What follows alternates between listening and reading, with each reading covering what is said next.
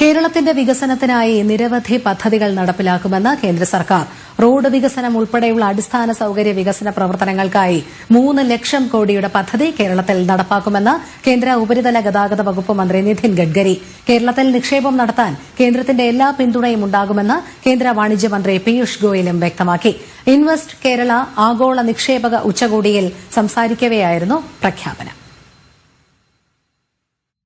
Road വികസനമടക്കമുള്ള അടിസ്ഥാന സൌകര്യ വികസന പദ്ധതികളാണ് കേന്ദ്ര ഉപരിതല ഗതാഗത മന്ത്രി നിതിൻ ഗഡ്കരി പ്രഖ്യാപിച്ചത്. കേരളത്തിലെ റോഡ് വികസനത്തിന് 50,000 കോടി രൂപയുടെ പദ്ധതികൾ ഉടനടി നടപ്പാക്കുമെന്നും അദ്ദേഹം അറിയിച്ചു. I am very happy to announce some new project for Kerala by taking the chance of this conference. The most important thing, the Kerala infrastructure. The road infrastructure is very important. We have 31 upcoming projects of length 896 kilometers costing 50,000 crore. I am today declaring the all details of this project. One is 4 laning of Palakkad, Kozhikode, strength of NH 966, 5 packages. Palakkad, Mallapuram, Kozhikode district, length 120 km and cost is 10,814 rupees. All 5 packages are under bidding stage. Within 3 months, we will start the work of this project. This is one of the important road costing 10,814 crore. 896 kilometre ദൈർഘ്യമുള്ള 31 പുതിയ പദ്ധതികളാണ് ഇതിലുള്ളത്. കോഴിക്കോട് പാലക്കാട് ദേശീയപാത 4 വരിയാക്കലിന് 10,814 കോടി രൂപയാണ് പ്രഖ്യാപിച്ചത്. മലപ്പുറം കോഴിക്കോട് പാലക്കാട് ജില്ലകളിലൂടെ കടന്നുപോകുന്ന പാതയ്ക്ക് 120 കിലോമീറ്ററാണ് ദൈർഘ്യം. 3 മാസത്തിനകം ഇതിന്റെ പ്രവൃത്തികൾ ആരംഭിക്കുമെന്നും ഗഡ്കരി വ്യക്തമാക്കി. ദേശീയപാത 544 അങ്കമാലി മുതൽ കുണ്ടന്നൂർ വരെയുള്ള എറണാകുളം ബൈപ്പാസ് 6 വരിയാക്കാനായി 6,500 കോടി രൂപ ചെലവ് വരുന്ന പദ്ധതിയും പ്രഖ്യാപിച്ചു. 6 മാസത്തിനകം ഇതിന്റെ പ്രവൃത്തിയും ആരംഭിക്കും.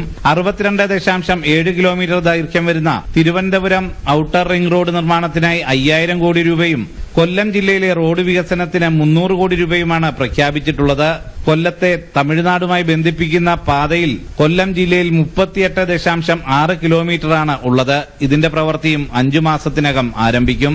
കേരളത്തിൽ നിക്ഷേപം നടത്താൻ കേന്ദ്രത്തിന്റെ എല്ലാ പിന്തുണയും ഉണ്ടാകുമെന്ന് കേന്ദ്ര വാണിജ്യ മന്ത്രി പീയൂഷ് ഗോയലും അറിയിച്ചു.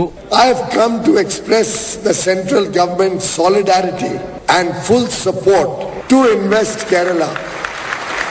Prime Minister Narendra Modi, ever since he first started the state-level investment summits, Vibrant Gujarat in Gujarat used to be an annual event, then it was done biannually, was really a trendsetter which started the engagement of the center, state and all arms of the government working together as a team to promote investments, to promote the economy, manufacturing, tourism, all elements of growth.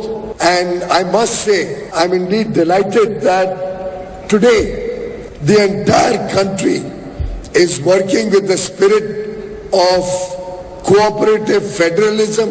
We are working with the spirit of collaboration. And of course, there must be some competition also.